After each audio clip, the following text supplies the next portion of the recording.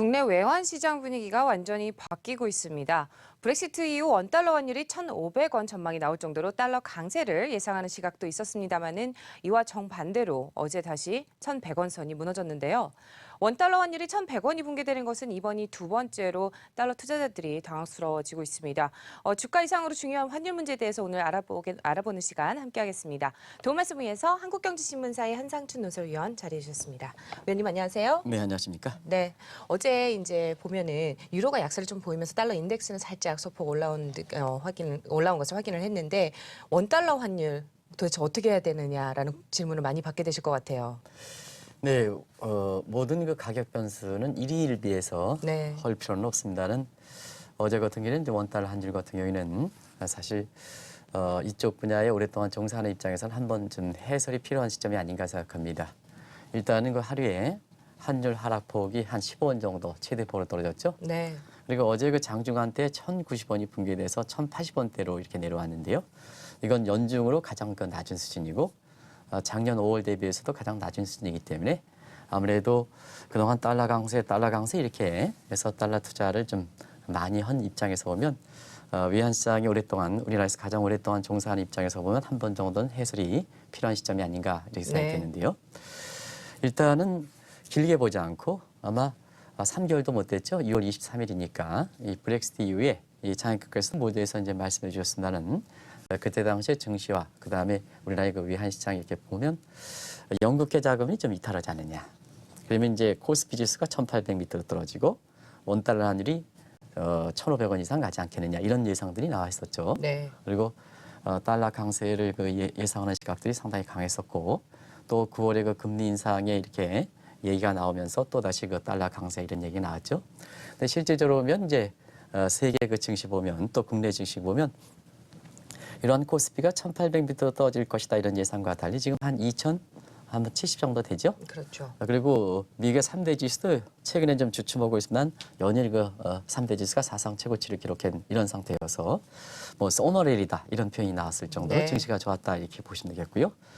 외환 시장도 역시 달러 인덱스로 정의 측면에서는 작년에 그 말에 100 이상 돌파했던 것이 뭐 브렉시트, 미국의 9월 금리 인상 여부와 관계없이 지금 93에서 96 레벨대에서 굉장히 안정적인 움직임을 보이고 있거든요. 네. 그럼 100 레벨대에 비해서는 상당 부분 달러가 오히려 강세가 아니라 약세라는 얘기인데요. 그리고 국내 외환 시장 보면은 이제 그때 환율 움직임에서 이렇게 변화가 있긴 합니다는 사실 그 추세적으로는 지속적으로 원달러 환율이 달러 강세 이상과 다르게 떨어지는 상태에서 어제는 장중한 때 1,090원도 붕괴되는 이런 네. 상황이 되거든요. 그런 상태에서 지금 기업이라든가 달러를 매입하신 분들이 상당히 당혹스러운 환경이 연출된다 이렇게 보시면 되겠습니다. 네. 또 대부분의 예측 기관과 증권사가 브렉시트라든지 미국 추가 금리 인상을 겨냥해서 원달러 환율이 이제 급등하지 않겠느냐고 봤습니다만 오히려 지금 더 떨어지는 상황이거든요. 뭐 특별한 배경이 있을까요? 아무래도 이제 국내 달러 강세, 원달러 환율이 올라간다 그 요인에 가장 크게 잡았던 요인 중에 하나가 역시 그 미국의 금리 인상 부분이 아니었던가 생각합니다. 네. 벌써부터 한 2년 정도 됐죠? 그렇죠. 2년 정도부터 지속적으로 슈퍼 달러 온다, 그다음에 달러 매입해라 이렇게 했는데 실제로 보면 2년 동안에 달러를 가지고 있는 사람들이 돈을 못 번 상태거든요. 네. 우리나라에서 그 국내 금융사들에서 처음으로 슈퍼 달러 예상해서 달러 관련된 상품이 나온 게 2년 전, 그때 환율이 1,140원 정도거든요. 근데 변동이 있긴 하지만 어제 1,090원이 떨어졌으니까 사실 굉장히 당혹스러운 환경이다 이렇게 볼 수 있는데요. 그러면 달러 강세에 예상했던 미국의 그 추가 금리 인상에 대해서 사실 잘못 짚었다는 얘기가 되죠. 왜 그러냐면 미국의 금리 인상에 대해서 이렇게 어떤 시기 여부와 관계없이 자 지금 미국의 금리 인상 요인을 달러 강세로 꼽는 데는 그 문제는 인과관계를 얘기하는 데는 비교적 정확했다. 왜냐? 지금 국제 간의 관계가 대부분 다 캐리 자금의 형태를 취하고 있기 때문에 네. 중심국인 미국에서 금리 인상이 되면 그쪽으로 자금이 들어가면서 달러 자산에 대한 수요가 증가하면서 사실상 달러가 강세되는 것은 이론적으로 맞죠. 근데 올해 들어서 왜 이렇게 달러 강세가 달러 인덱스에서 93에서 96 레벨 때 작년에 100 레벨보다 더 떨어지느냐 하는 이 측면은 뭐든지 투자는 expectation hypers 기대 가설이거든요.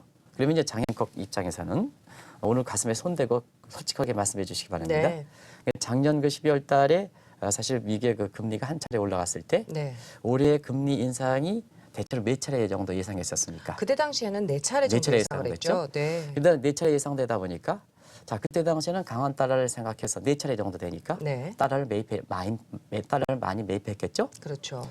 근데 이제 그 이후에 미국의 금리 인상 가능성에 대해서는 6월에 브렉시트 이후에 한 차례 정도 줄어들었죠. 네. 그럼 이제 장애권 이제 여기서 가슴에 손대고 솔직하게 얘기하시기 바랍니다. 네 차례 예상해서 달러를 많이 매입했는데 자 금리 인상이 한 차례 정도 줄어든다.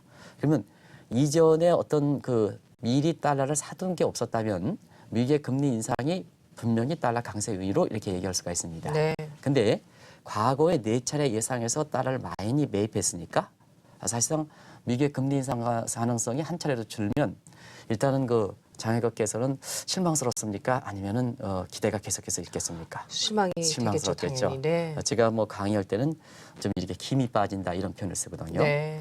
그런 측면에서 보면 네 차례 예상했던 달러 매입했던 포지션이 한 차례 정도 되니까 시청자분과 경우에 따라서는 외환에 대해서 지식이 조금 좀 부족하신 분, 다 훌륭하십니다는 이런 분은 미국의 금리 인상하면 달러 강세다 이렇게 얘기지만 과거에 네 차례 예상해서 달러를 많이 매입했기 때문에 자 한 차례 정도 오면 네 차례 예상했던 갖고 있는 달러 포지션이 과다 포지션이 된다는 얘기입니다. 그렇게 되겠죠. 그러다 네. 보니까 뭐냐 한 차례 금리 정도를 이렇게 인상한다 이렇게 축소가 달러 인덱스상으로 올라가는 게 아니라 오히려 달러를 매도하는 과정에서 사실 작년에 달러 인덱스가 100 정도 되던 것이 지금은 93에서 96레벨 때 왔다 갔다 하는 모습을 보인다 이렇게 보겠습니다.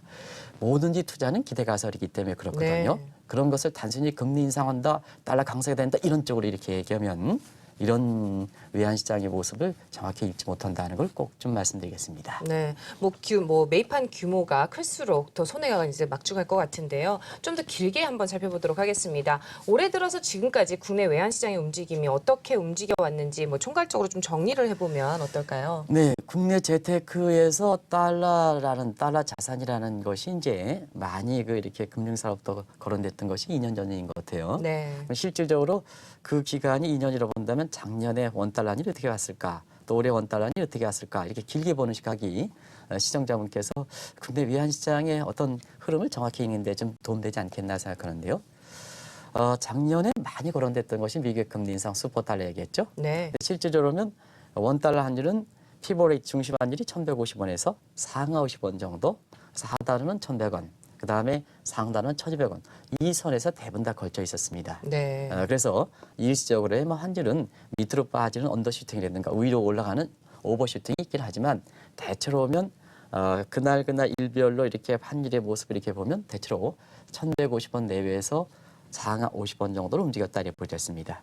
근데 이제 올해 한번 보면 올해 이제 외환시장이 어떻게 됐을까 하는 측면에서 보면 아마 장애권랑 같이 이제 이렇게 전망했습니다는 증시는 상저하고가 될 것이다. 네, 이제 상저하고라는 게 이제 특별한 의미를 두지 말고 시간이 가면 갈수록 작년에 금리 인상에 네 차례 돼서 증시가 어렵게 보는 시각에 달리 좀 시간이 갈수록 좋아지지 않겠느냐. 네. 상저하고 그리고 원달러 환율 문제는 상고하자가 될 것이다.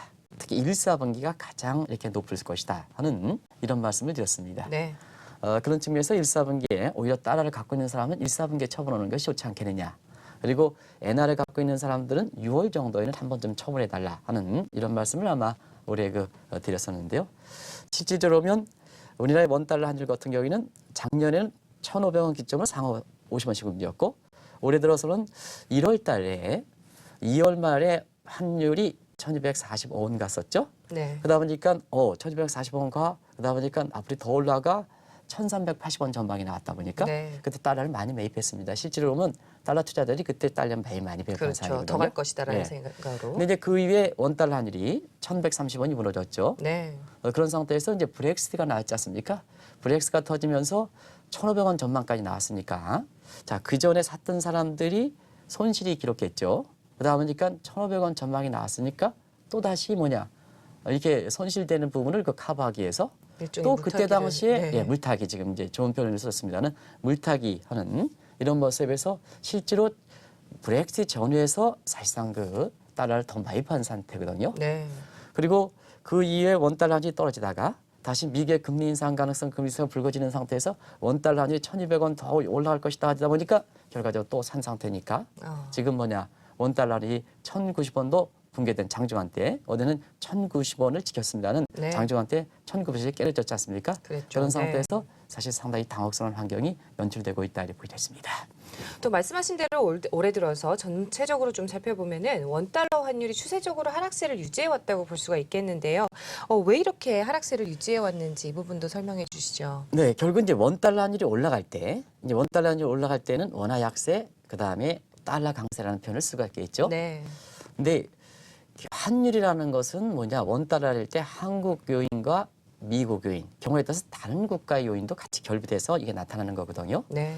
그런 측면에서는 환율이 올라갈 때 표현상으로 가치적인 측면에서는 달러 강세, 원화 약세지만 어느 쪽에서 더 원인을 제공하느냐 하는 것을 잘 지켜보셔야 되거든요. 근데 많은 사람들은 원달러 환율이 올라갈 때 미국의 금리 인상이 인과관계 없이 걷다 다 집어넣었다는 얘기입니다. 그러다 보니까 미국의 금리 인상이 달러 강세된다 하는 이런 측면에 굉장히 과도하게 해석했다는 얘기죠. 네. 근데 실질적으로 올해 그 상반기에 특히 1, 4분기 원달러 환율이 많이 올라가서 달러 투자자들이 이제 기대를 많이 부풀었던 시각에 있어서는 그때 원달러 환율이 1,240원 올라갈 때 미국의 금리 인상보다는 사실 우리 내부적 요인이 더 많이 작용했다. 자, 그러면 우리 내부적 요인은 뭐냐? 달러 강세, 원화 약세니까 우리 내부적으로 보면 원화를 약세시킬 수 있는 요인들이 많았다는 얘기죠. 네. 그게 이제 지금 권 PD께서 보여주신 대로 이게 질문의 사실 3번 내용이 되겠죠. 그래서 그 외환시장 모습에 보면 앞서 말씀드린 같이 이거를 원달러 환율이 이렇게 올라갈 때 그거를 국내 요인이 더 컸냐 네. 아니면 해외 요인이 더 컸냐 했는데 너무 대외적인 측면에서 미국의 금리 인상 요인을 더 들이댔다는 얘기입니다. 그런 측면에서 보면 올해 그 상반기에도 그런 말씀을 드렸습니다는 원달러 환율이 1,200원 올라갈 때 여기 권 PD께서 보여주시는 것처럼 그거는 우리 내부적 요인에 의한 내부적인 우리 내부적으로 원화 약세시킬 수 있는 요인들이 더 컸다 이렇게 보시면 됐습니다. 네. 그런 측면에서 보면 원달러 환율이 올라가더라도 외환시장을 정확히 이기 위해서는 뭐냐 이게 달러 강세 요인이냐 원화 약세 요인이냐 그 경중을 좀 따려봐서 네. 우리가 이것을 좀 보는 시각이 있는데요. 원달러 환율이 올라가면 달러 강세되면 무조건 미국의 금리 인상이라는 얘기 했지 않습니까? 이런 네. 것이 좀 외환시장을 이렇게 잘못 읽은 부분이 있지 않냐 이렇게 생각됩니다. 네. 네 번째 질문으로 왜 원달러 환율이 하락세를 유지하는지에 대해서 좀 질문을 드려봤습니다.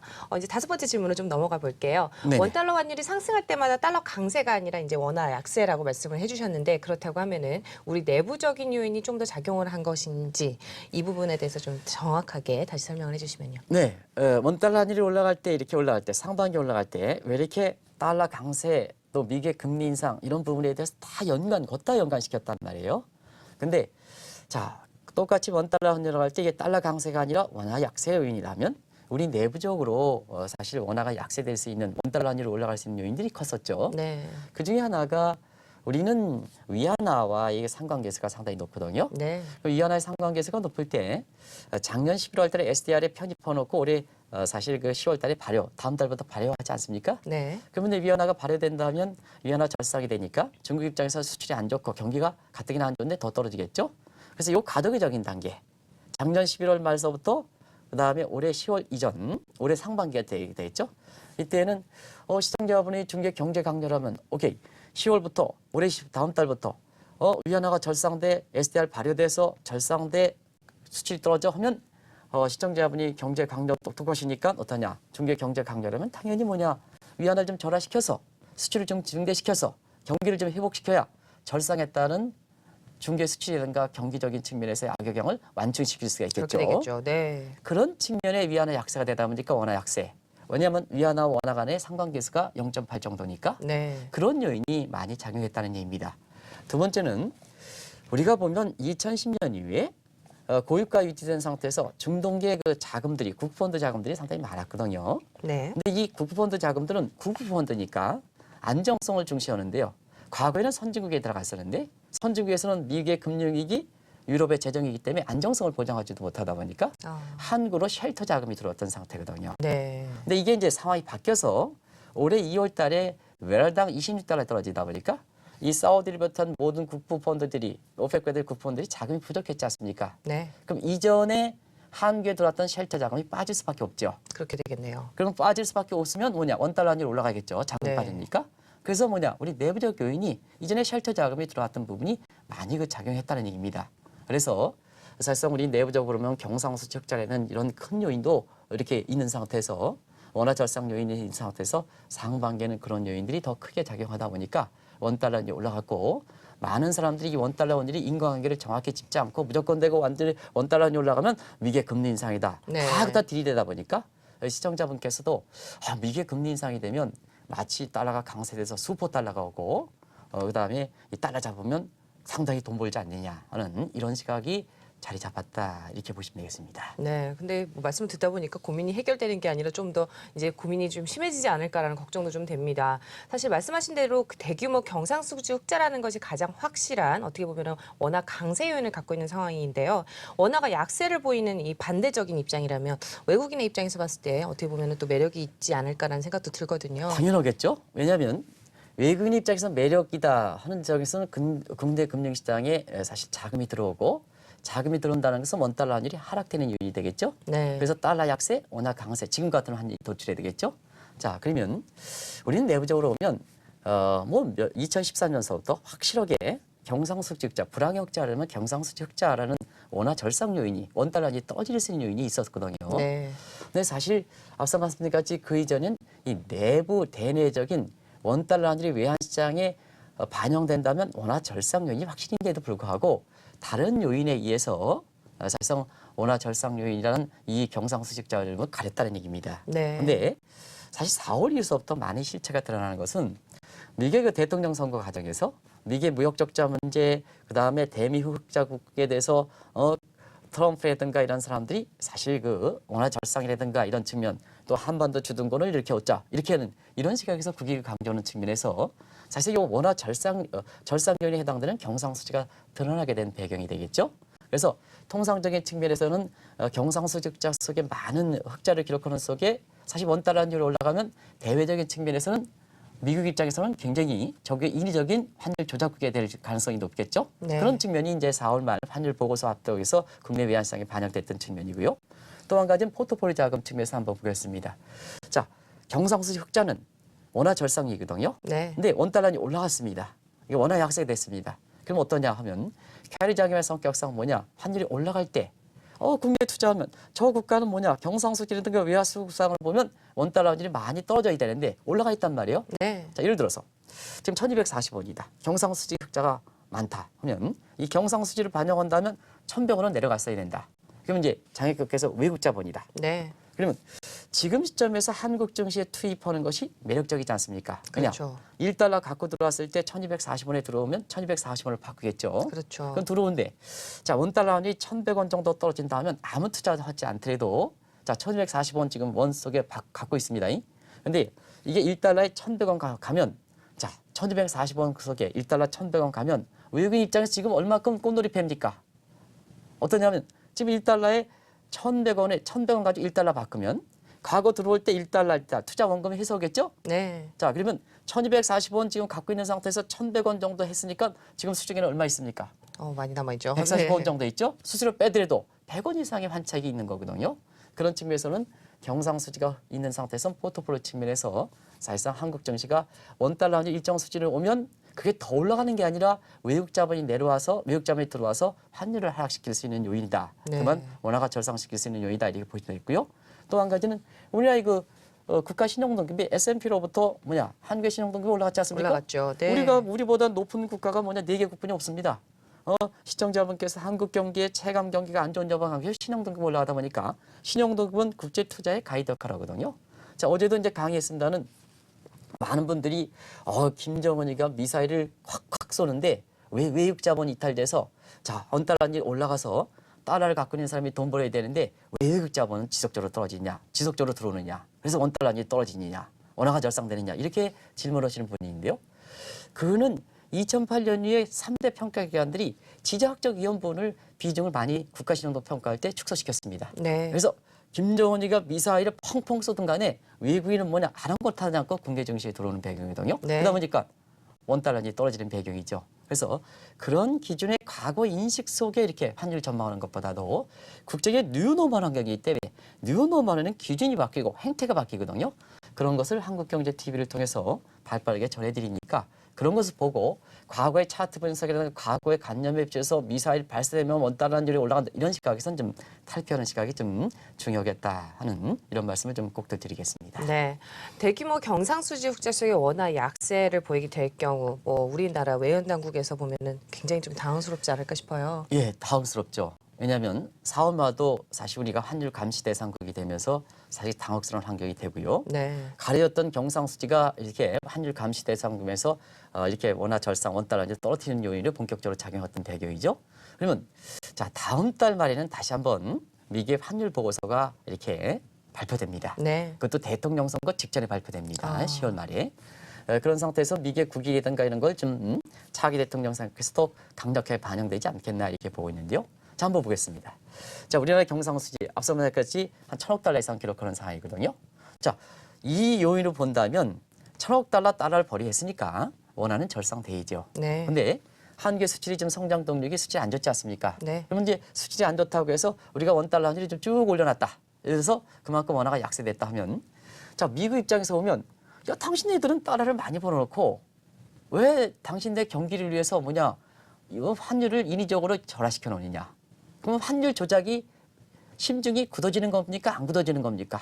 굳어지겠죠. 굳어지죠. 굳어지겠죠. 네. 당연히 굳어지겠죠. 더더구나 미국의 그 대통령 선거에서 뭐 도널드 트럼프든 힐러리 클린턴은 공화당이 자유주의, 민주주의, 보호주의 관계없이 지금은 전통적 삭제와 관계없이 지금은 미국의 무역 적자가 내 국가의 성장률과 그다음에 그 고용 상태를 갈아먹는다. 네. 어디가 갈아먹어? 대미무역 흑자인 한국과 그다음에 중국과 일본과 대만과 독일 같은 국가에 갈아먹는다. 이 갉아먹는 표현이 좀 이상할지 모르겠습니다는 훼손한다. 그러다 보니까 미국 국민 입장에서 표심을 증대시키는 입장에서는 한국 원화절상 두들겨, 통상압력 두들겨, 관세, 반관세 얼마큼, 반덤핑 관세 얼마나 나오지 않습니까? 네. 그죠? 그런 측면에서 보면 우리가 이렇게 경상수지 흑자가 많은 상태에서는 논리적 근거가 없다.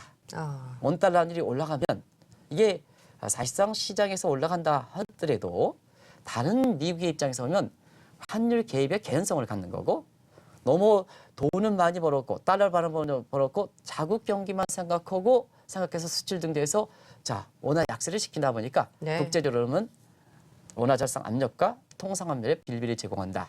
그렇다 보니까 자 이런 것이 4월 말에 환율 감시 대상에 한계 지정됐는데요. 다음 달에 또 다시 한번 미국의 재무부의 환율 보고서가 발표되다 보니까 이번에는 어떤 내용이 포함시킬까 하는 이 점에서 국내 외환 시장에서 또 다시 이것이 지금 이제 한 달 정도 한 달 조금 남았죠. 이제 2달 정도 네. 남았죠.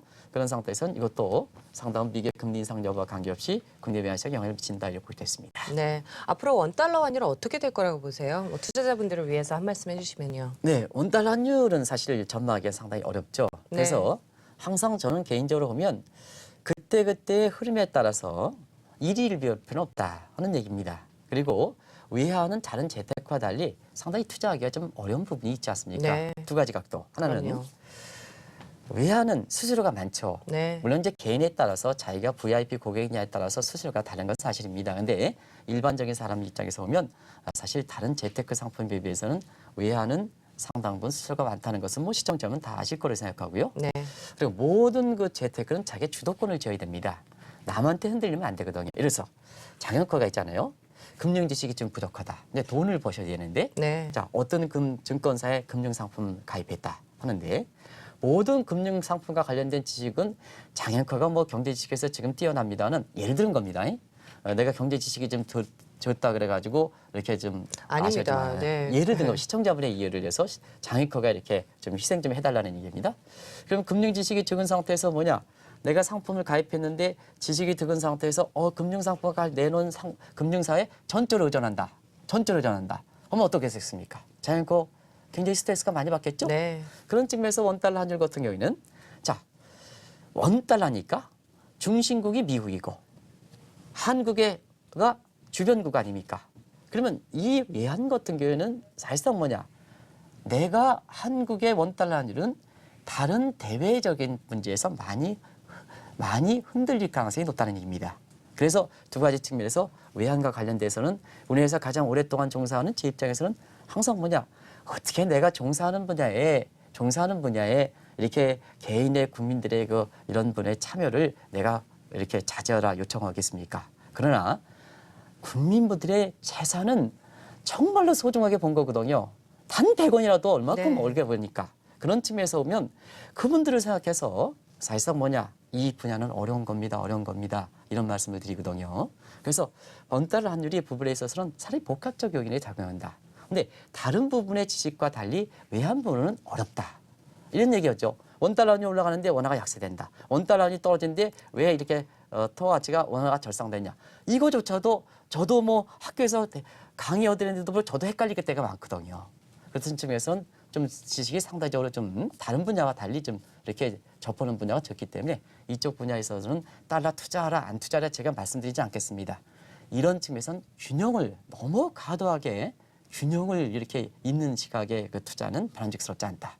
그리고 일부 그 금융사들이 뭐냐 되게 고집스럽게 이렇게 해서 해가지고 하는 것은 바람직스럽지 않다. 국민의 재테크 입장에서 또 국민의 재산 증식을 위해서 얼마큼 애틋하게 돈 번 겁니까? 네. 그런 측면에서는 좀 항상 이 분야에서는 균형을 좀 유지해서 하는 것을 꼭 좀 강조해드리겠습니다. 네, 오늘 말씀 잘 들었습니다. 지금까지 한국경제신문사의 한상춘 논설위원과 함께했습니다. 말씀 네, 감사합니다. 고맙습니다.